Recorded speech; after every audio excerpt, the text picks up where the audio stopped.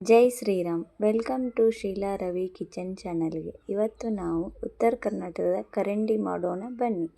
ಇದಕ್ಕೆ ಸೌತೆಕಾಯಿ, ಗಜ್ಜರಿ, ಮೆಣಸಿನಕಾಯಿ ಅಲ್ಲ ಬೇಕು ಮತ್ತು ಅಗಸೆ ಬೀಜ, ಬೆಳ್ಳುಳ್ಳಿ, ಮೆಣಸಿನಕಾಯಿ, ಶೇಂಗಾ, ನೆನೆಸಿದ ಕಡಲೆ, ಜೀರಿಗೆ, ಕರಿಬೇವು ಬೇಕಾಗುತ್ತದೆ.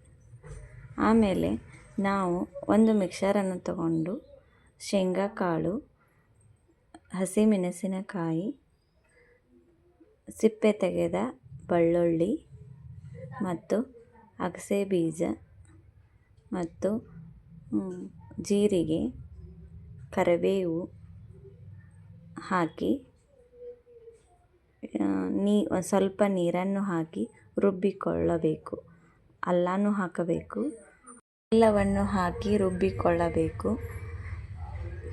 ನಮ್ಮ ವಿಡಿಯೋ ನಿಮಗೆ ಇಷ್ಟವಾಗಿದ್ದರೆ ಲೈಕ್ ಮಾಡಿ, ಸಬ್ಸ್ಕ್ರೈಬ್ ಮಾಡಿ, ಶೇರ್ ಮಾಡಿ. Please support me.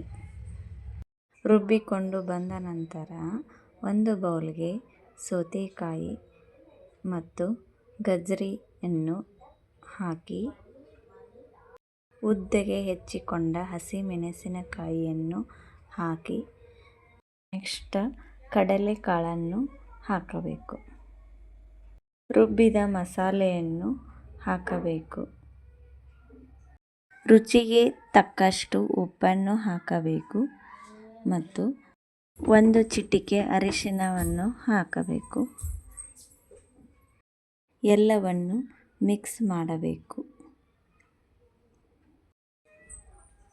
ಜಾರಿನಲ್ಲಿ ಉಳಿದ ಮಸಾಲೆಯನ್ನು ನೀರು ಹಾಕಿ ಬೌಲ್ಗೆ ಹಾಕಬೇಕು. ಎಲ್ಲವನ್ನು ನಿಧಾನವಾಗಿ ಒಂದು ಸ್ಪೂನ್ದಿಂದ ಮಿಕ್ಸ್ ಮಾಡಬೇಕು.